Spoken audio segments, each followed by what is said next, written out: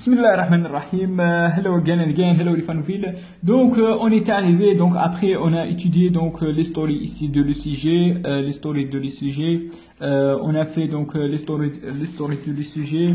On a fait aussi donc on a fait ici les ECG, l'électricité, les notions de base.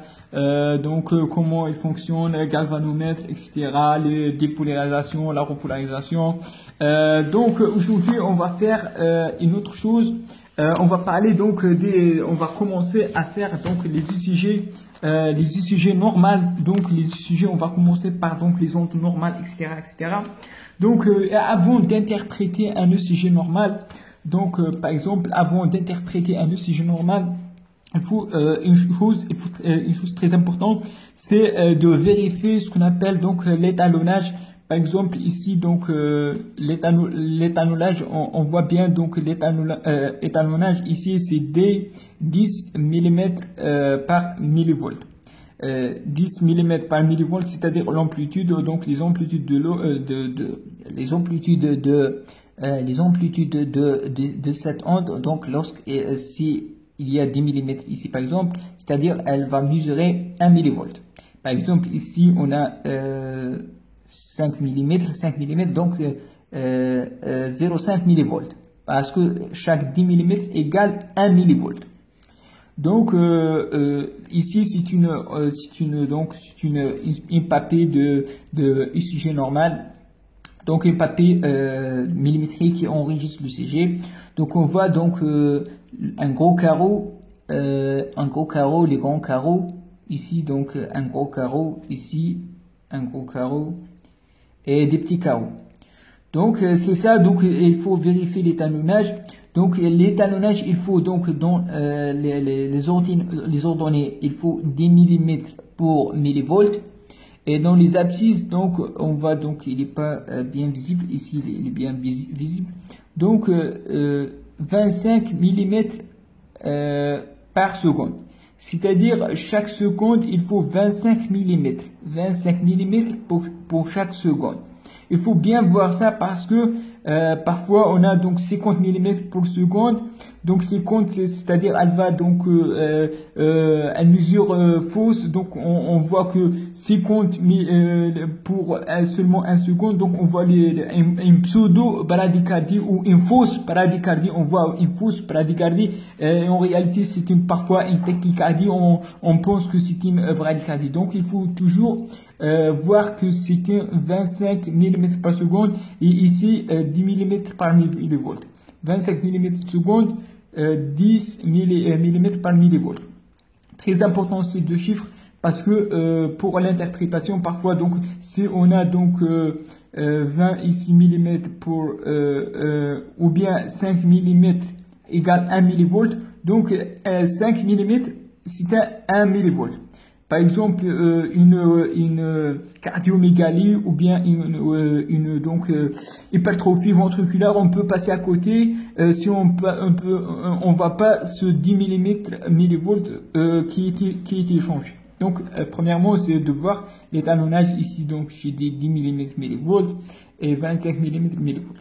Donc, aussi, donc, on va parler des carreaux. Donc, on a les carreaux ici, un gros carreau, donc contient donc un gros carreau, contient donc 5 petits carreaux.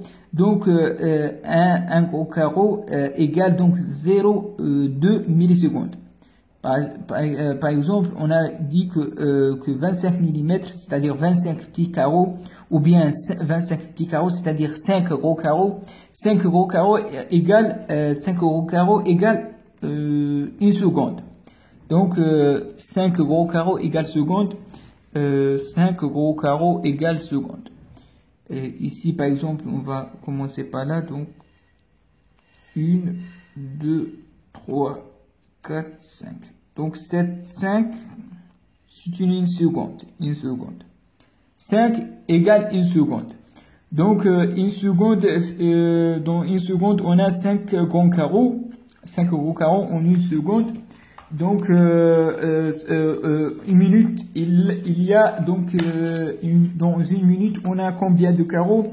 On a donc 60. Donc 5 carreaux, c'est 1 seconde. Donc on va multiplier par 60 parce qu'on a 60 secondes.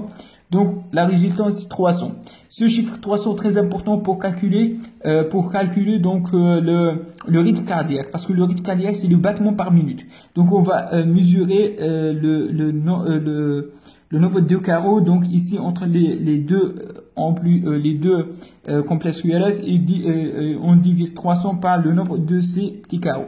Donc 300 c'est quoi 300? Donc c'est le nombre des carreaux dans une minute. Si on va m'amuser de multiplier par 5 petits carreaux, donc 6500. 1500 petits carreaux dans une minute.